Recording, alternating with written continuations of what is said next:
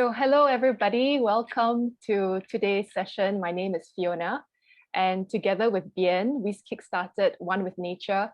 It's a brand new online community with the intention of helping people remember our connection with nature. So to those of you who joined us during our last session, welcome.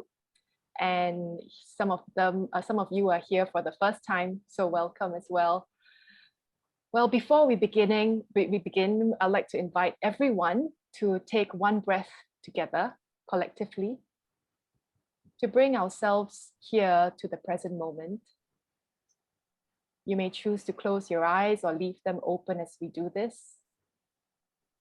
So allow your body to be relaxed and notice your sitting bones in contact with your seat. And feel your feet resting on the floor. And take a moment to listen to your breath. And as we prepare to take a collective breath together, let's inhale and exhale, letting go of all the tension in your body.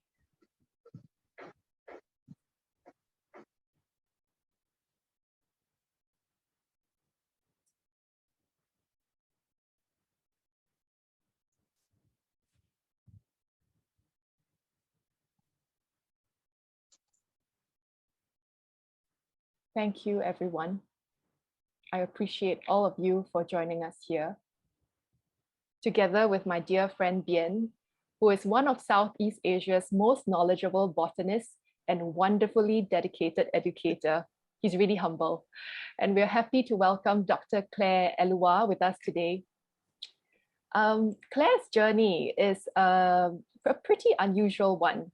She spent 8 years conducting research in forest pathology and ecology in Malaysia and South India.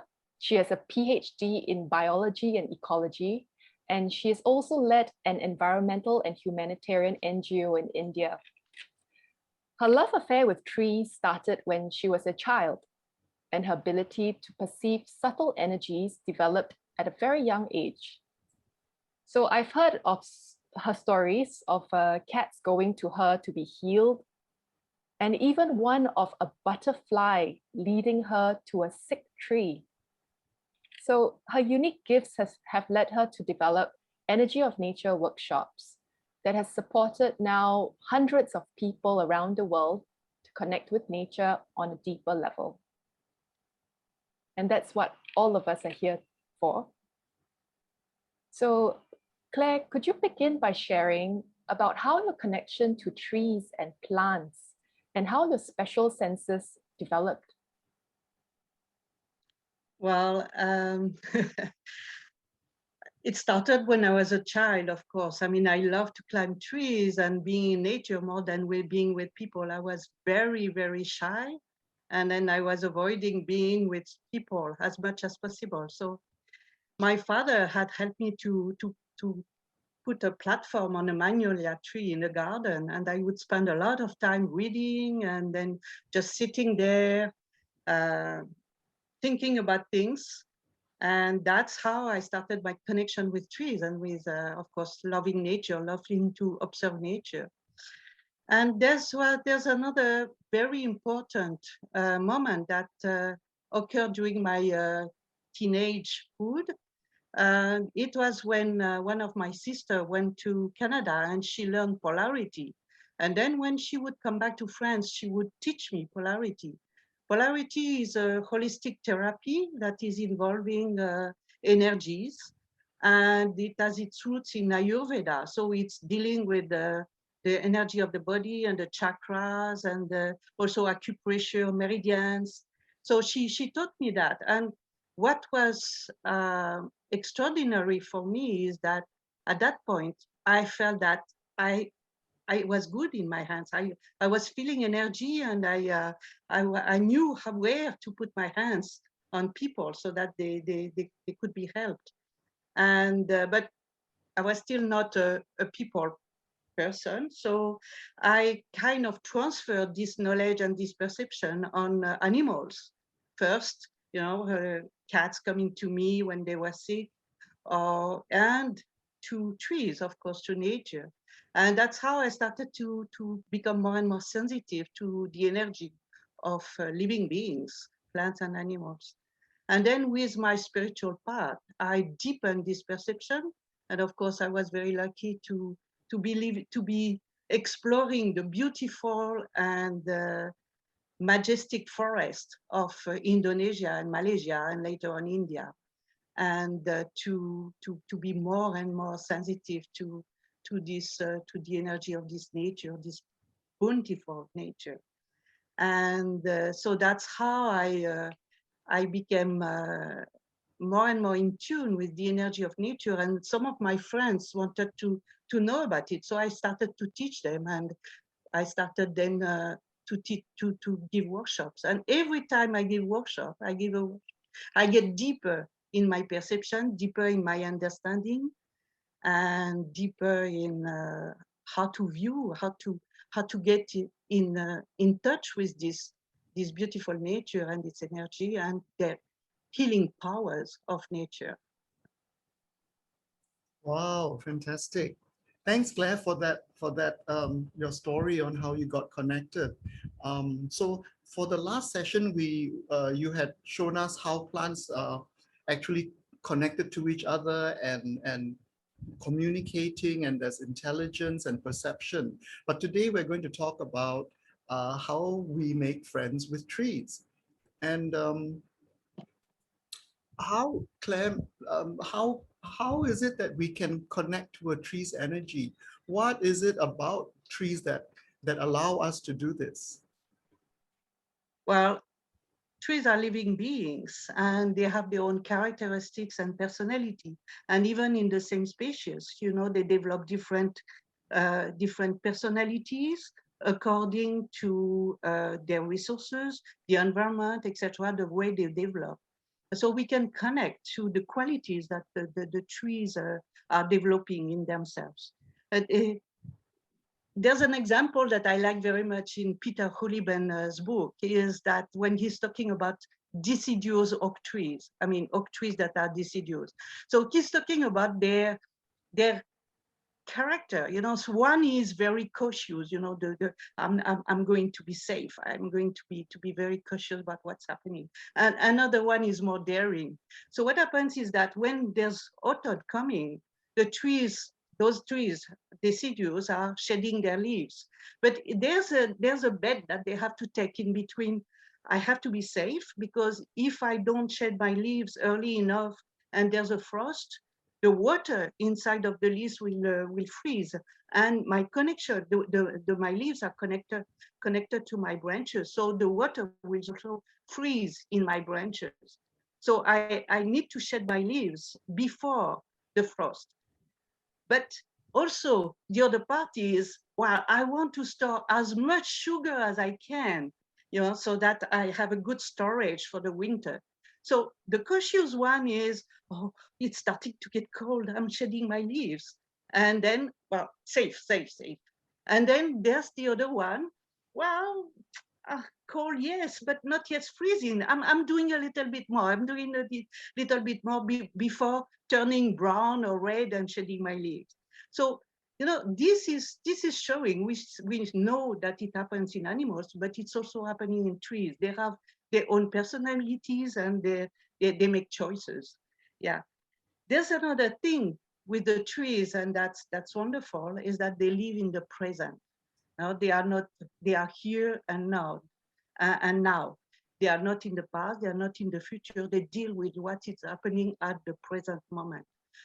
Most animals do that as well. And it's not like us. We have most of the time in the past or in the future, but very, very seldom fully in the present. And trees, plants accept what happens, you know, in this way. That's why they are in the present. They fully accept what happens. Trees are welcoming, and they accept us as we are. They are not judging us. They just, you know, you come, you're welcome. Another thing with trees is that they are connected to the soil. with the root system that is very, very important.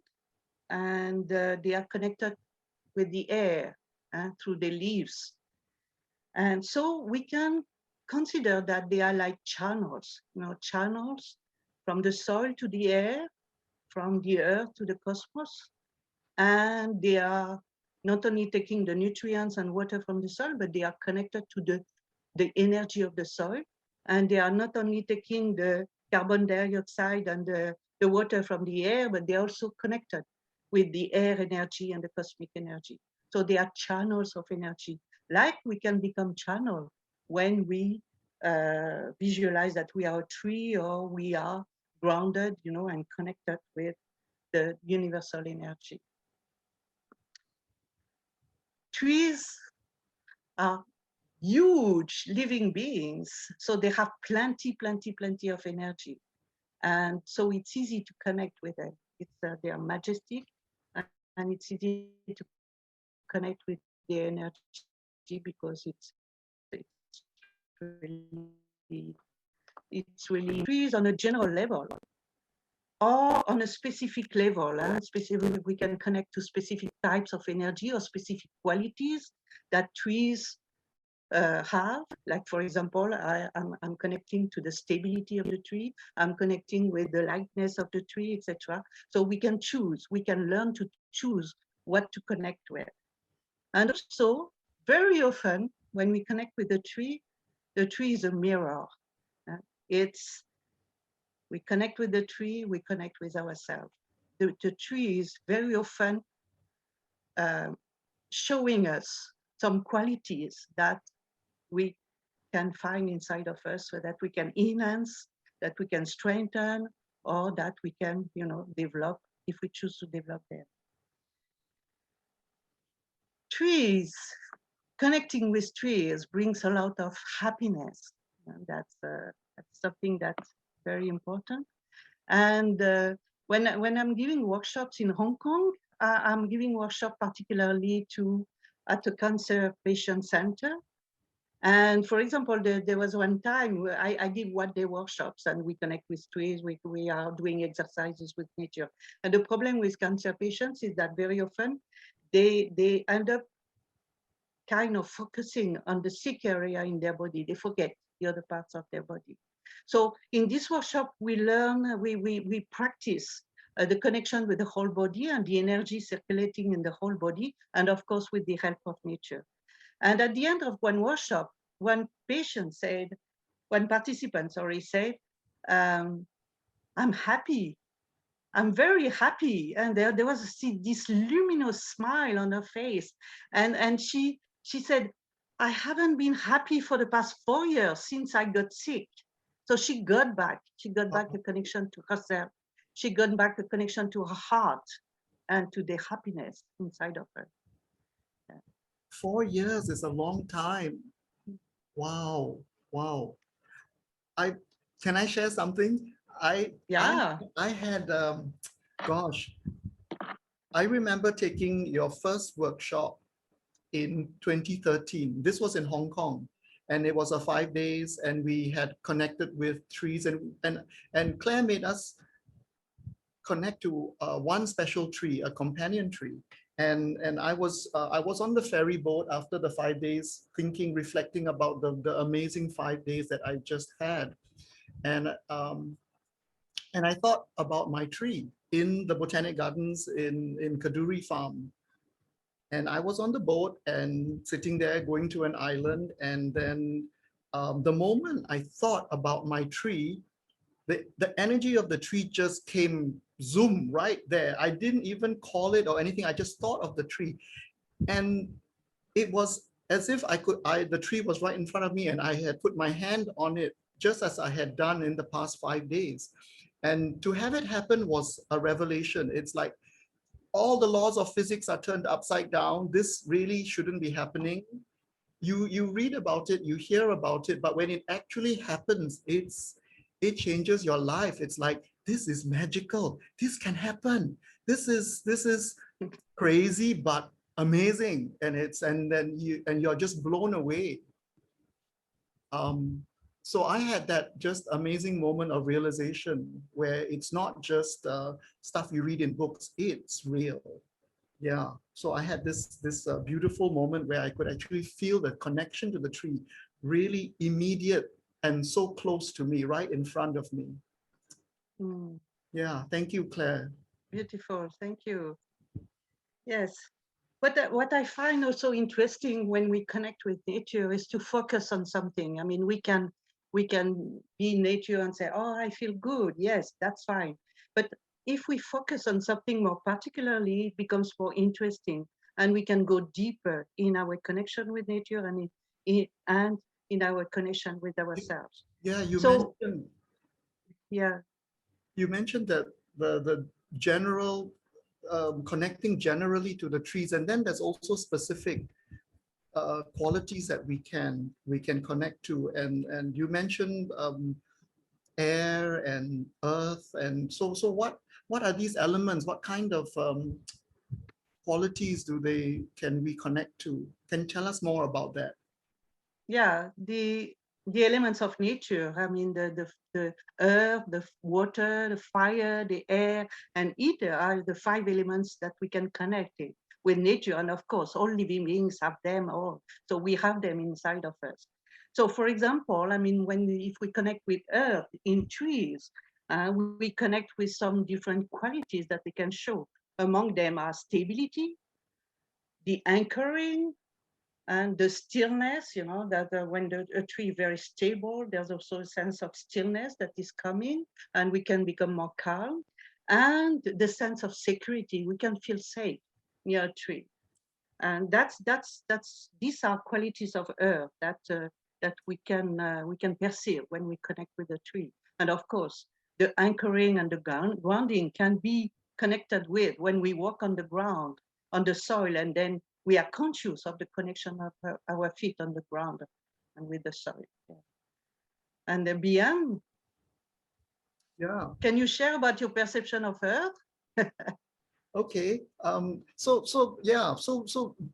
I Earth was the one that was easiest to connect to because it just felt very present, and for me it's like a very deep humming sound or almost a rumbling, Mm.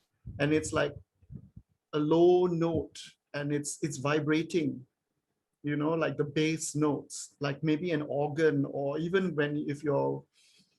if you're on a jet plane and it's taking off, and then the pilot just puts full throttle on, and then the whole plane is going to take off. And so it's that kind of deep feeling that I can feel in my body, and of course everyone will feel it differently, but that's how I now usually perceive earth energy, very deep. Mm.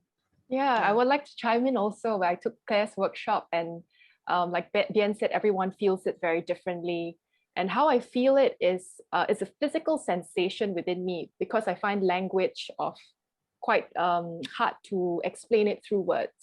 So I have this column in my body, and when I touched the earth tree for the first time, I felt a physical sensation within my body, and it went down. So the energy traveled downwards, as if the center of gravity went lower and lower and lower. So that's how I feel the energies through this column. And it's very absolute. I don't touch a tree and I don't feel it. But when I put my hands on the tree again, boom. Yeah. Yeah.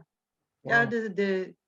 The stability is something that is quite interesting, because we can view stability as stability of the body, but also stability of the mind in connection with the body, and stability of the spirit in connection with the mind and the body. And if the body is not stable, the mind will not be stable. And with the mind and the body are not stable, the spirit will not be stable. So there's something that is very, very interesting in stability. Mm. So let's go to another, the second element is water. And water is what I find mostly interesting in water. Some of the aspect is adaptability. And we need adaptability. Life is ever changing. So we have to constantly adapt to it. And what's interesting is that we see adaptability with water when it's adapting to the container, and water can be square. If the container is square, it can be longitudinal if it is in a river. So it takes a lot of shapes, but in a sense, water still remains water. And we can view the same in us. I mean, the water, when we change, when we adapt, it's very often we are afraid to adapt. We are afraid to change. Why? Because we are afraid to lose ourselves. But we adapt, we change, and in essence, we are still the same. We are still the same person, the same self. And that's an anchor that we can have in adapting.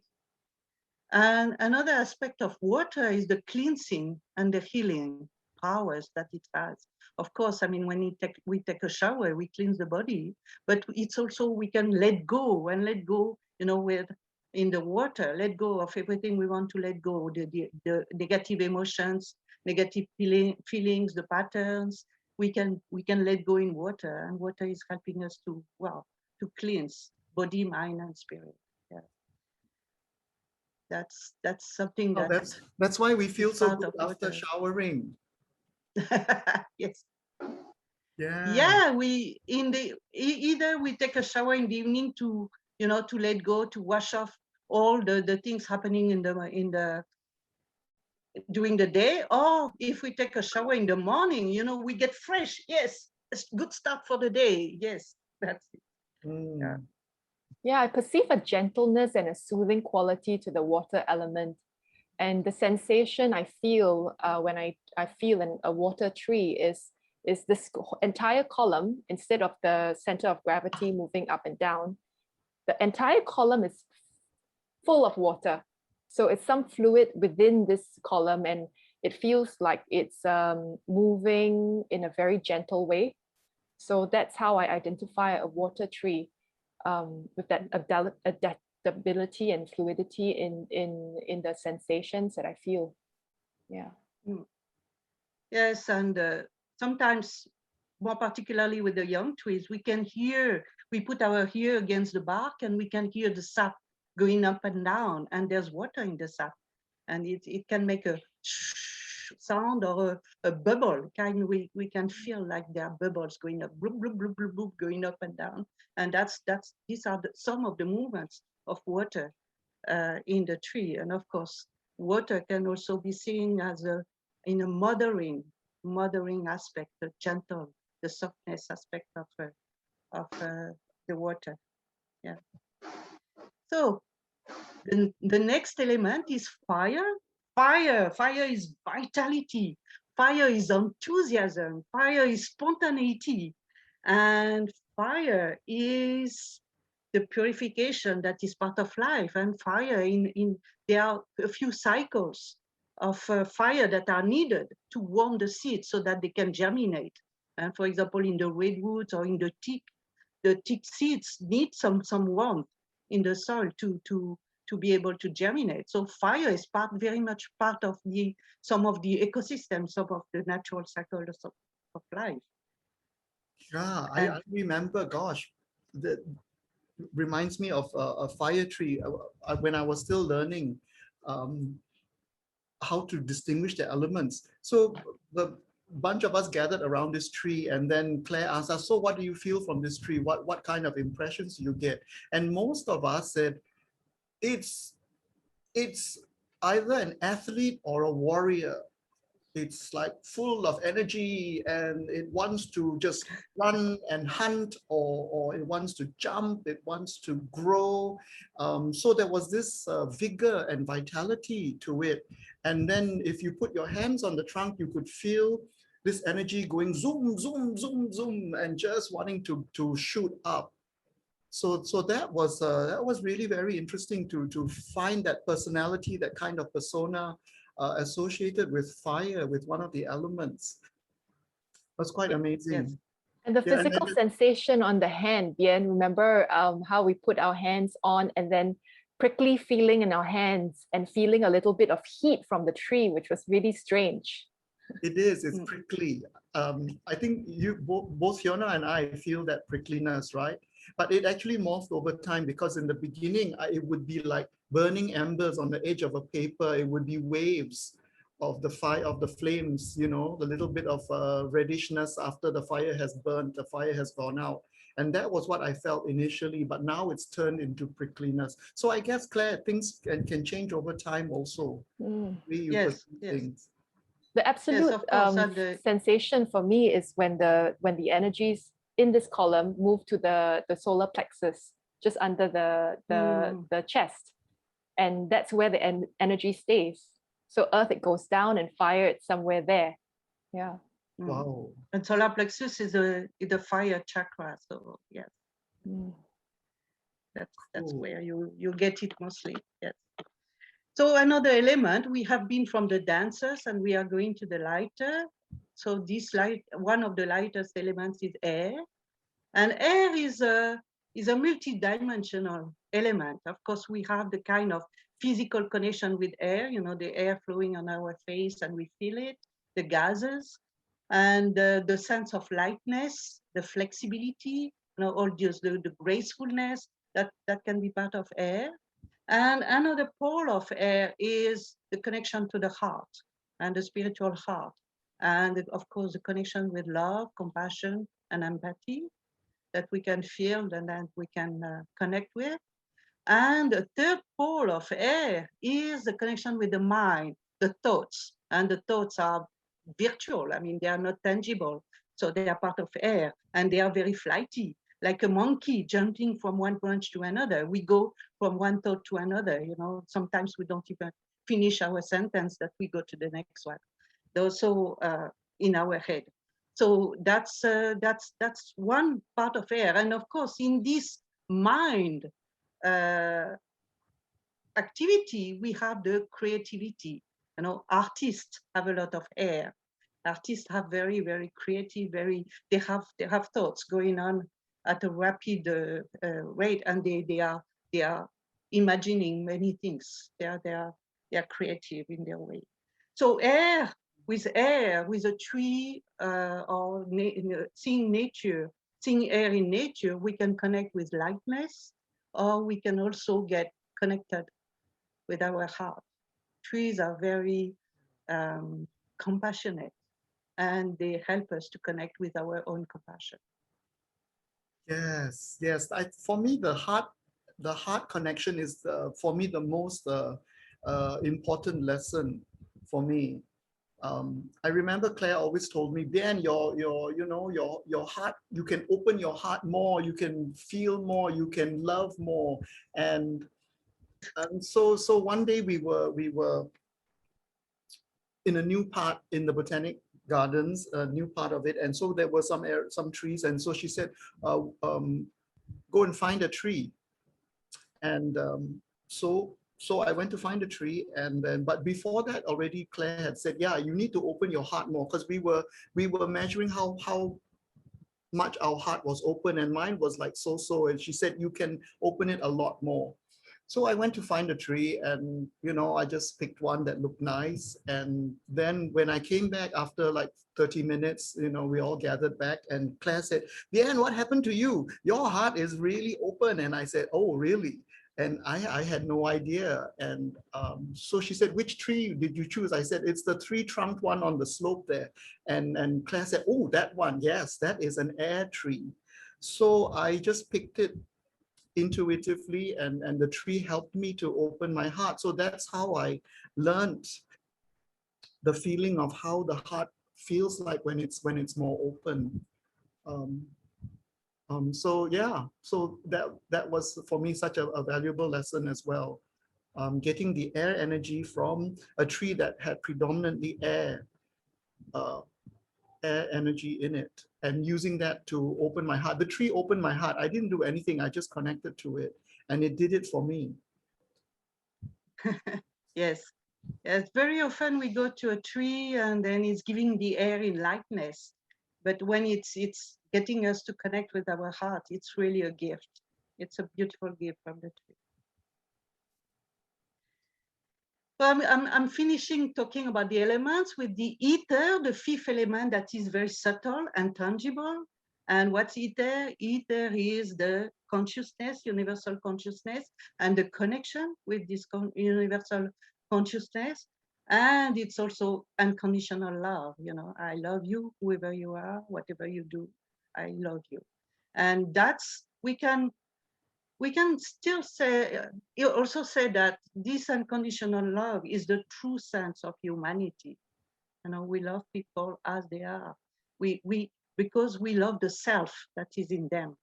That's a sparkle of universal consciousness that is in everyone, all living beings. Yeah.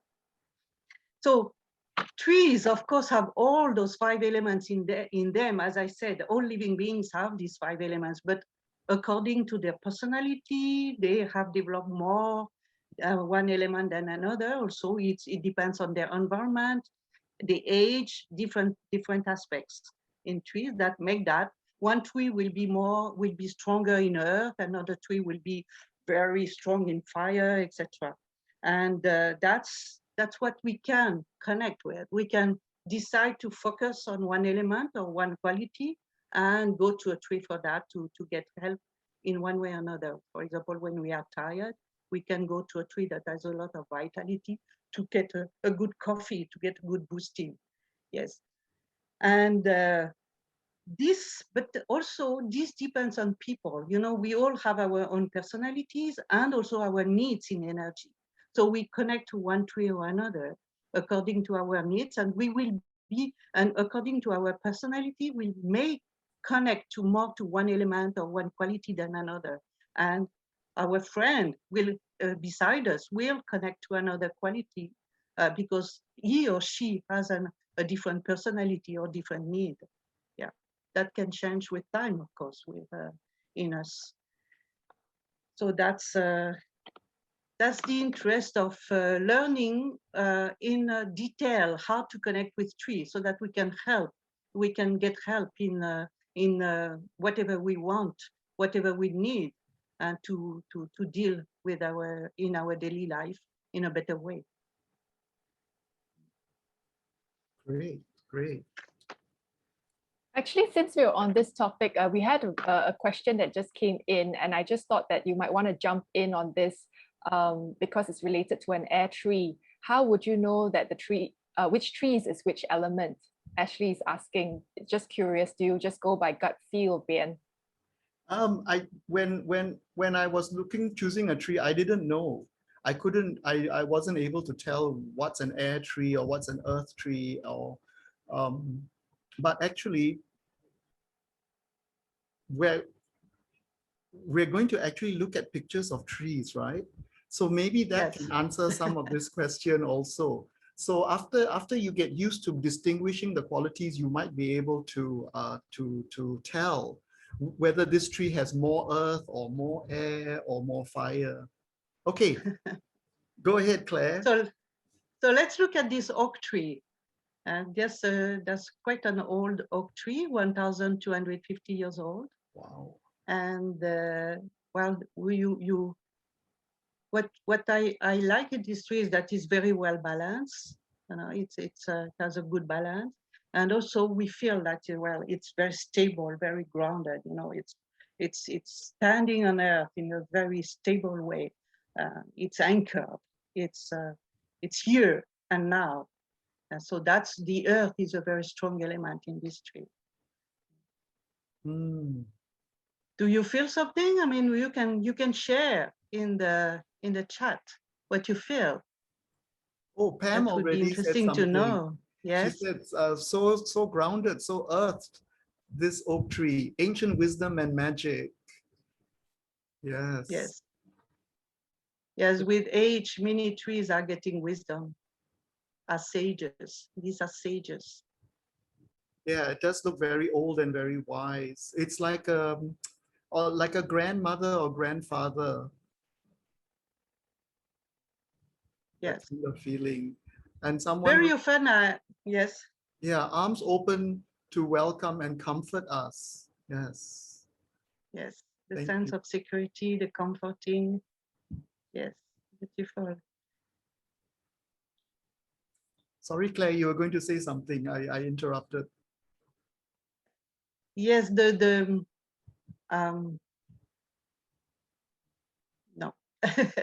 that's okay. So let's look at another tree. Yes, any other comments? If we look at this tree is a conifer. And very often conifers have a lot of fire. You know, they are bursting in energy. They are. We can connect to their vitality. It's easier to connect to the vitality of conifers than other trees. Yeah, so conifers, I guess most people would know them as Christmas trees. Christmas trees, yeah. Pine trees. Fir, spruce, yes. Ah. You have some comments? Pam said fire and Merlin energies. And Jess, light and energetic. Yes, energetic. It's shooting to the sky, especially because it's alone on the grass, on the line. Yeah. So if we look at another tree, this one is in the Singapore Botanical Garden. And it's at Fort Canning Park. Fort Canning, sorry. Beautiful, beautiful opening. It's very graceful. It's light. It's free. We feel so the freedom. I mean, that the tree is expressing. It has all the space that it can use. It wants to use, and then it's spreading on all sides in a beautiful way. Nice. We've got some comments here. Energy is very light and going up, uplifting, embracing the sun. Air and ether, crown of imagination and third eye, all embracing. Life-giving and stable. So Claire, this one is, does it have a mixture of other energies, not just one? Yeah, of course, they all have they have all the elements, but this tree, I would say, it's well grounded, and at the same time very light, very air energy. So earth and air are very strong in this tree, and water and fire coming after. But the two main elements are earth and air. Wonderful. Another tree with a lot of air. This one, we feel like we are shooting up to the canopy. It's a very light tree, though it is enormous. It's giant. It's a giant. This Alstonia is very tall and quite big, but it gives a sense of lightness, like a balloon. We feel like a balloon getting up to the sky. It's very elegant and graceful also. Yeah. So slim.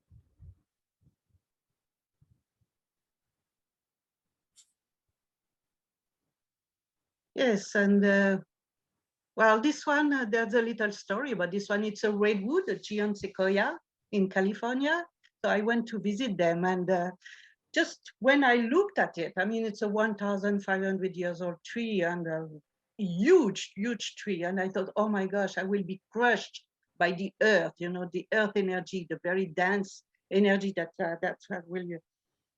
I had this kind of feeling just looking at it. And then I went inside, and what I felt was, oh, it was so light, so subtle. The energy was very subtle, was pulling me up. And so these trees are giant, but they have a very light energy, very, very gentle energy. They are not crushing, they are not, kind of imposing their energy. And it was a beautiful, beautiful discovery. And this shows that sometimes we look at a tree and then we have a preconceived idea. And then when we go and connect really with the tree, we discover something else. It gets us into another realm. Beautiful. That's you inside there, right, in the picture? Yeah, that's me. That's me. So there was a kind of hole inside. I went inside, and yeah, I feel tiny, though I'm not. Oh, people are are sending comments, gentle giant, wise and gentle. And someone said levity when I was amongst them. Yes, absolutely, absolutely. Yeah. Beautiful. Beautiful. Yes. So that's So what trees can teach us.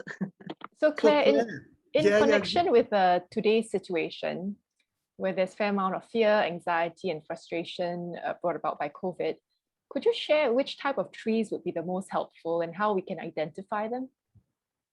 So in this situation, we need to connect to two different kinds of qualities, I would say. The grounding, the anchoring, because we tend to be very much in our head with the thoughts, with the anxiety, the stress, the fear. So we need to ground ourselves, to become more stable and have a sense of security. So it's good to connect with trees that have a good earth, energy that can get us to be more stable, be grounded, be feeling more in touch with, connected with the soil. And the second part is, yes, still we are very much in our head, but we also contracted. Our heart is contracting. We are so much afraid or anxious about things that we tend to contract ourselves. And so we need to open our heart. We need to get in touch with compassion, empathy, love for other people, but also for ourselves. Compassion for ourselves. That's very important.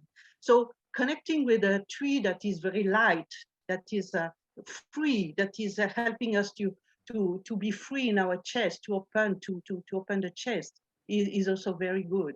So it depends what we need more. We have to assess what we need more, or we can go to different trees and find what we need. Yeah. So I would love yes, to hear talking you about share about your companion trees as well, and how to yes. choose a companion tree. Yes, the companion tree. Well, I would incite all of you to have a companion tree. So a companion tree is a special tree that we develop a relationship with, a kind of regular relationship. So that means that we visit regularly the tree. It doesn't need to be every day or every week, but regularly we visit the tree, and in this way we develop a relationship. So this companion tree has to be an adult. We want a friend. We want we don't want to have a parent-child relationship. So it has to be an adult, a healthy adult. So I would say above 20 centimeter diameter, to be sure that it is a mature tree. And we can spend some time with it. Sometimes it can be just a hello, or sometimes it can be half an hour sitting or standing against the tree, and that's fine. And that's something that we see with the development of this relationship with the tree. Lots of things are coming up, lots of things in connecting with the tree, but also in connecting with ourselves. And my tree, I mean, I'm very lucky because my tree is in my garden. It's just in front of the house. And that's actually why I bought this place. And when I visited this place, it's a wooden house. And I was hesitating because I found that the place was a bit small. I wanted one extra room. So I kept looking for other places, but at night I would dream about this tree. It would come in my trees and in a very vivid way. Usually I don't remember much of my dreams, but every morning I would wake up and the tree was in front of me. So after a few days of dreaming about the tree, I asked some friends to come with me so that I would have their opinion as well. So we arrived at the place. We just came out of the car, and the three of us, my two friends and I, we said, wow. And I said, wow, because I said, yes, that's my place. That has to be, I mean, this tree is really calling me and for purpose. And my two friends said, wow, that's Claire's place. So it became obvious. And that's how I got into having this beautiful companion tree in the garden. So this tree is an oak tree, and it's a 250 years old tree. So very, very beautiful and majestic. Here you see Fiona standing against the tree when she came to visit me in France. And so that's the tree in winter, and the tree without its leaf, like now. And this tree is called Tudu because I had the visit of my little niece, Katarina, with her parents, and they came one day, and she was 1.5 years old. And I asked her, do you want to go to see the tree? And she said, yes. So hand in hand, we went to the tree, and then she went to the tree and she put her hand against the tree and she started caressing me. And she said, Tudu, which means very gentle, soft in French. And so I kept this name. But what was amazing for me is as I was looking at the tree and the child, I was feeling there was a sense of oneness. The Katarina was kind of like entering the tree. She had become one with the tree. And 1 year later, she was 2.5 years old, and they came for lunch, but they were a bit late. So we straight away went for lunch. And during the lunchtime, I asked Katarina, did you say hello to the tree? And she said, yeah. And it told me it was very happy to see me. And we were all amazed to hear that. I mean, we don't put those words in a 2.5-year-old child. That's very obvious. So she had a very strong relationship with the tree. Wow, And that's amazing.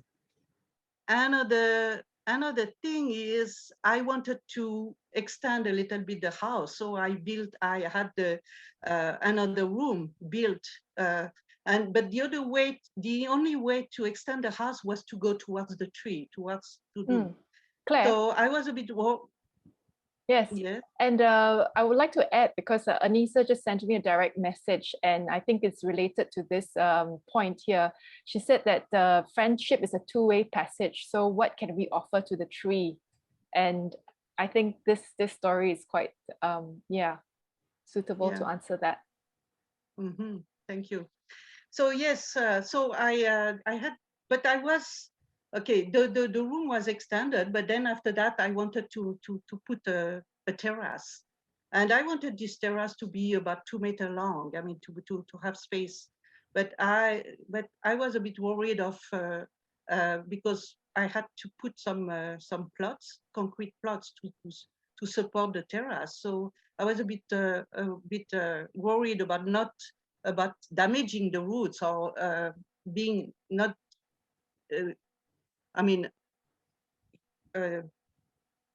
not being nice with the tree. I mean, not having being too close to the tree. So I asked Tudu, up to where do you want me to put the terrace? And then I got an answer here.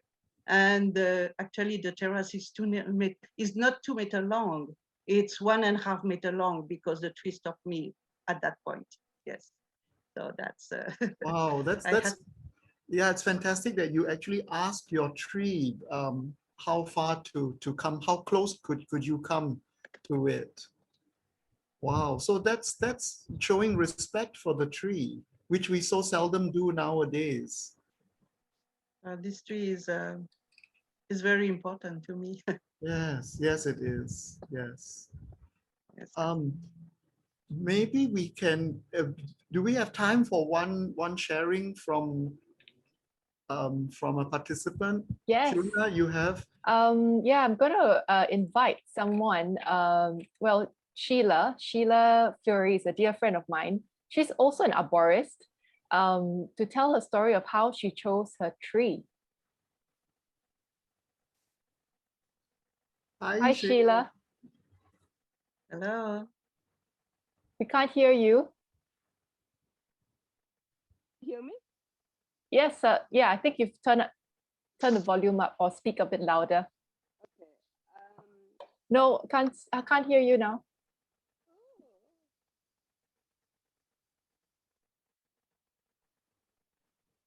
No, now yes. Or remove the earphones, try. You're muted. There you go. Now I think. Hello, everyone. Yes. Hear me? Yes. Okay, I think I did class workshop. It was such a pleasure in 2017. And then I think the best part of the workshop was on the second day where we were asked to, Claire invited us to choose our companion tree. So all of us went to a group of trees, and I chose a medium-sized Alstonia augustifolia tree. And then Claire came straight away to me, and so she said, "Hey, Sheila, why did you choose this tree?" Um, um, so I told her that I wanted something that has a lot of energy to give me at this present moment. I'm so stressed out. I need energy. I need something stable, something could uplift me and doesn't expect anything from me. Then she looked at me and then she said, "Okay, what you chose that medium-sized tree is like your peer, someone who has similar energy like you. You should choose something bigger, stronger, more uplifting you." So that was very surprising because at that point, I how to choose a companion that is more giving, more independent, has a lot more to give to you and support you and encourage you than to have something that you need to work hard in a relationship. And Claire was saying, take the bigger tree, go for it. Tree is so giving and loving. You don't need to give anything to it. So that was a very good take from that workshop for me. I mean, it really an experience. And then after that workshop in 2019, I had an accident. I had a fall from height, and I was in a lot of pain. I was excruciating trauma. I couldn't breathe. I couldn't stand. I couldn't get up, and I was literally gasping for breath and in pain. And Fiona, my friend, was saying, "Look at your tree is beside you." Because at that point, when Claire was telling me, when you choose a tree, think about someone who is in your life that could enrich you, who has more energy to give, and think about that person and then connect it with the tree. And then, so that tree was actually my yoga teacher. So when I had the accident, she was there beside me and giving me so much of support and energy. And straight away, that fear stopped. That I started breathing, and I calmed down. So, so thank you, Claire. That was really helpful. That workshop made me connect with a tree very specially, and I also have my yoga teacher where I connect with her because of this whole connection with the tree and a person. Thank you.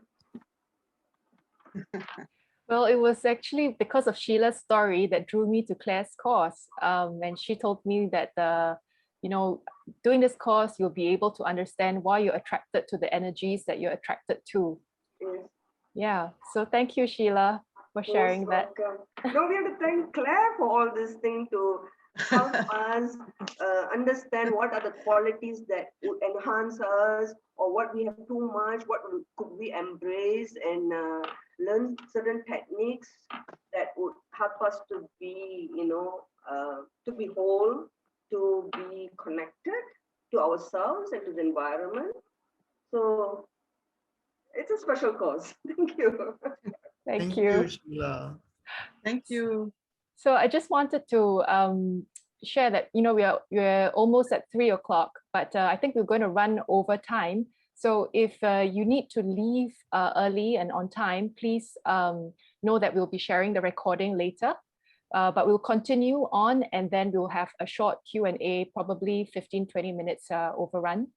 So I wanted to share, taking from what Sheila said, it's not just about feeling of trees, but how the entire experience of feeling the energies of nature help us.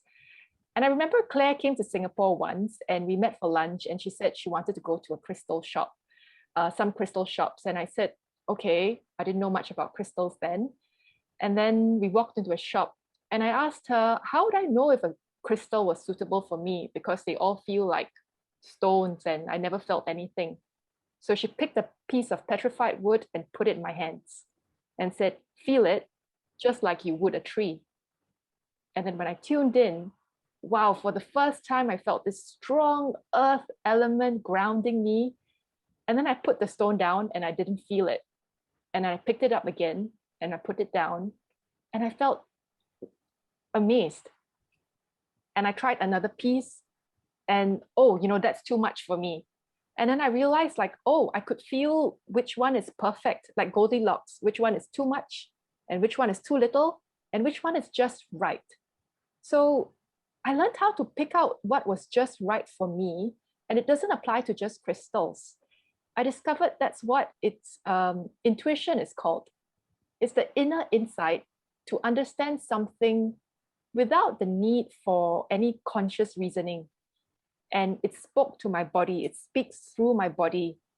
And I experience the world in a very different way now. Do I want to eat this or not? Do I want to meet this person? Yes or no? Do I take this job? Do I want this relationship? Do I want to do this activity? So it is such a critical life skill, being able to tune into what's right for me. So we have Claire to thank. And I want to ask Claire, why do you do what you do? I think a lot of us are curious to know that. Because this is a very different path for you. You could do research, you could continue with your NGO work. Why do you do this? Wow. I love nature, and and I want to share my love of nature. And for me, nature is perfect. And nature is beauty in every part. Everything is beautiful. I mean, a spider is beautiful, a tree is beautiful, a tiger is beautiful, whatever. Everything is beautiful. Everything is perfect. Look at a mosquito. It has tiny, tiny legs, and they are perfect. They are functioning in a perfect way. So that's amazing. That's every time I'm in nature, I connect with my sense of wonder. Just looking at a bird flying, and it's just amazing for me. And also when we are connect with nature, we connect with ourselves. And if we respect nature, we respect ourselves. And that's because we are part of nature. And that's something that unfortunately many people have forgotten. Yeah, that's this respect for nature has to be learned again, to be got again. And the connection with nature makes that we connect with our joy of being, our joy of existing, our joy of being incarnated in this life on earth. And this deep joy of being is happiness. It's wonderful. I mean, that's something that's nature. It's a present from nature that we can get, helping us to connect with ourselves and this deep joy. And that's what I want to get everyone connecting with. Yeah. Beautiful, beautiful. Thank you, Claire. So we've come to the end of our sharing session, and before we go on to the Q&A part, yeah, just make sure you just you can type in your questions in the chat, and we'll spend a few minutes discussing this with Claire and trying to answer your questions.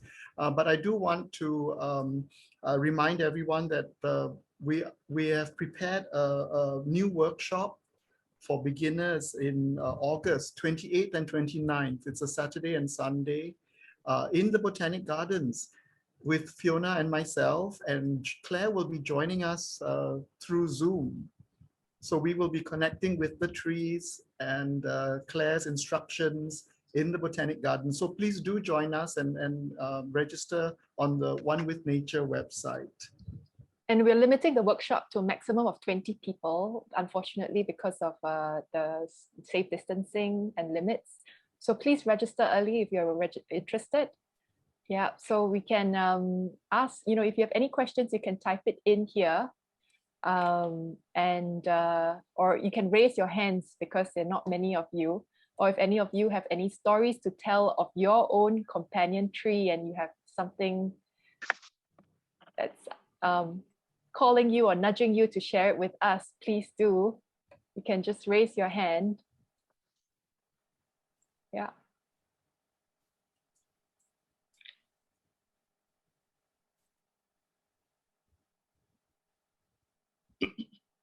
Anyone?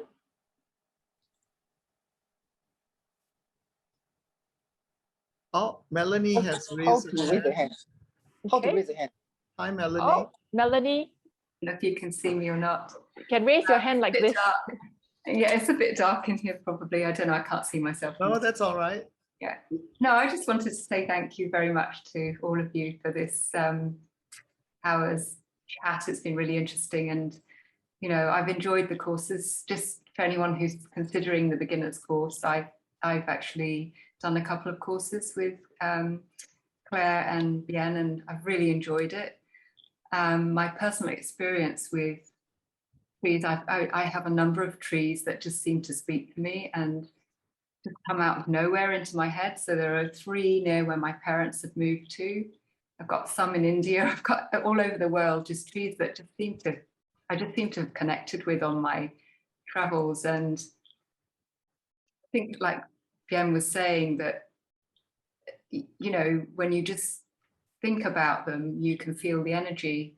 Well, sometimes they just pop into my head for no apparent reason, and I can feel the energy. So there's something that I think I'd like to explore a little bit more with regards to why that's happening. Obviously it's meant to be, but yeah, I'm waffling on a bit, but yeah, it's I just love being connected with nature, and the course has made me all the more connected. So thank you. Thank you, Melanie. Lovely. And then I think Ashley and YT wanted to speak. So Ashley, could you unmute yourself and speak? Oh, hi. Thank you. I also want to, can you hear me? Can, right?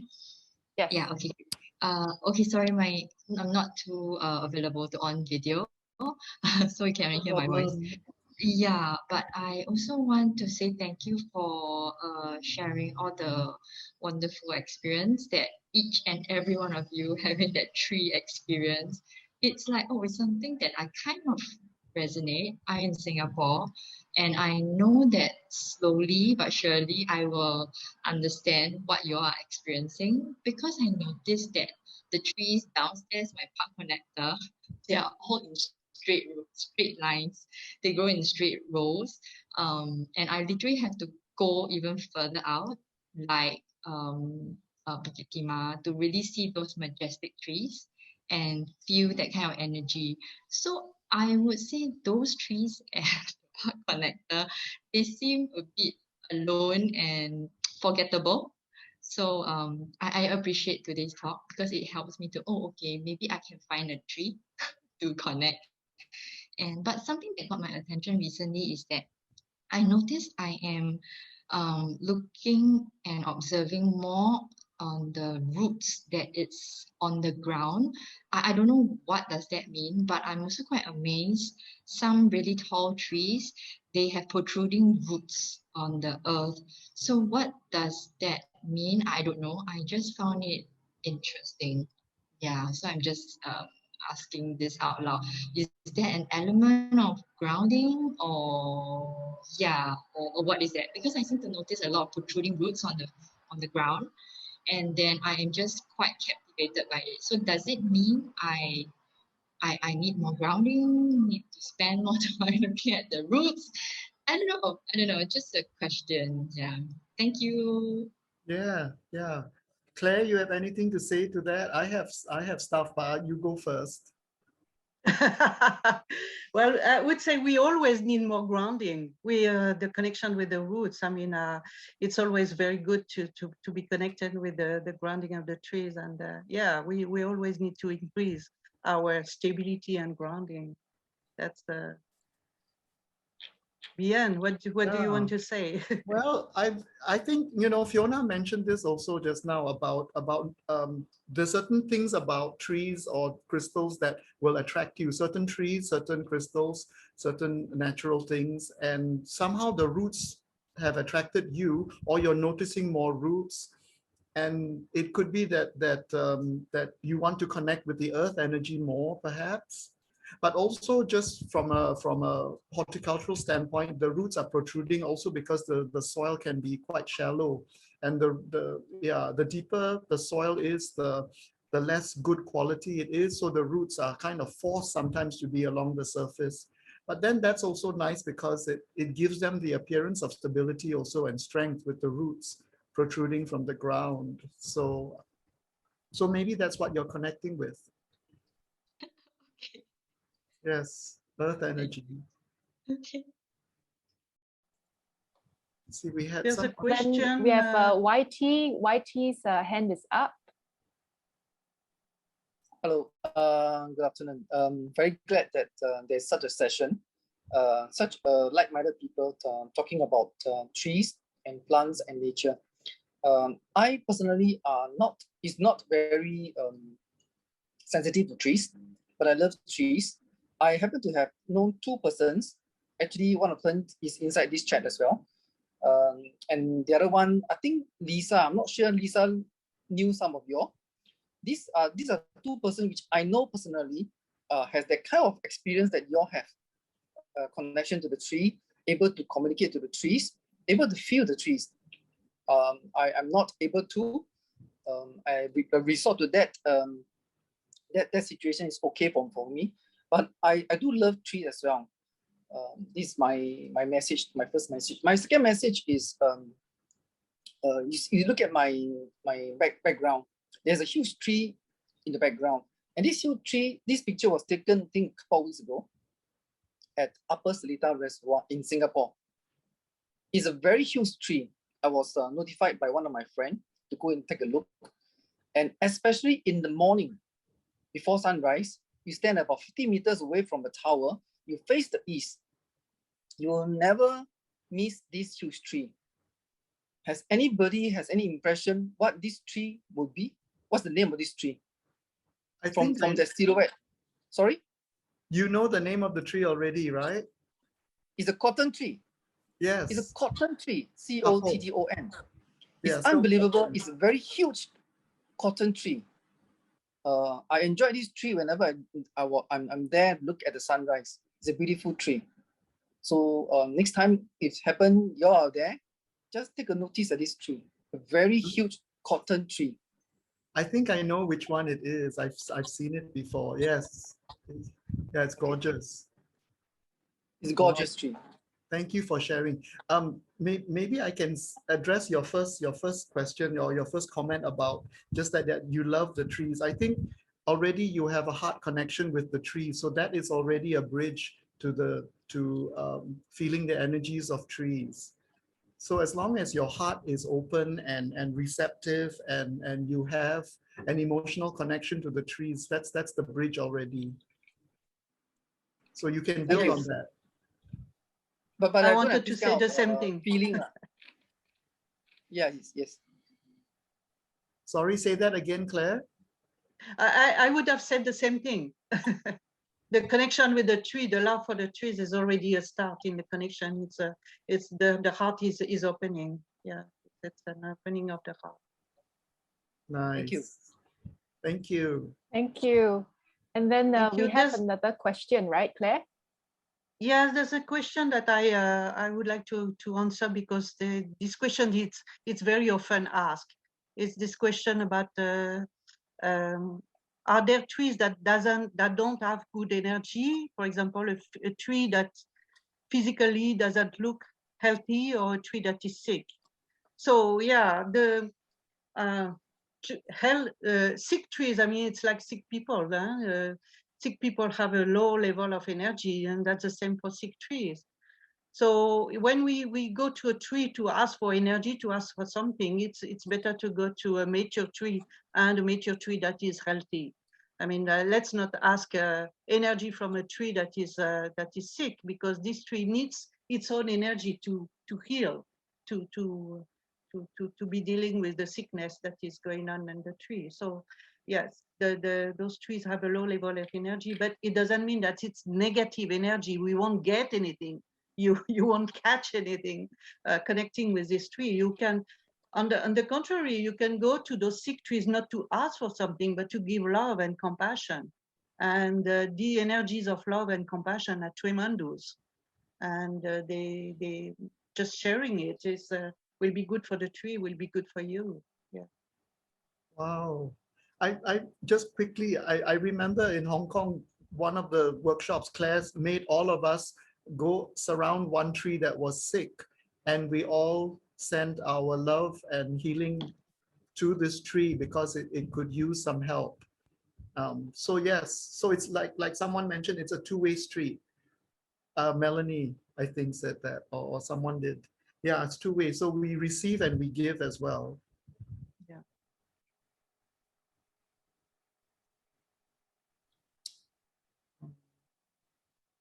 So maybe we close with one more question. Which question would you like to take, Claire? I don't I don't see. So yes, Okay. trees as. Yeah, do you have one, Fiona? Or? Yeah. One is that do trees have a heartbeat?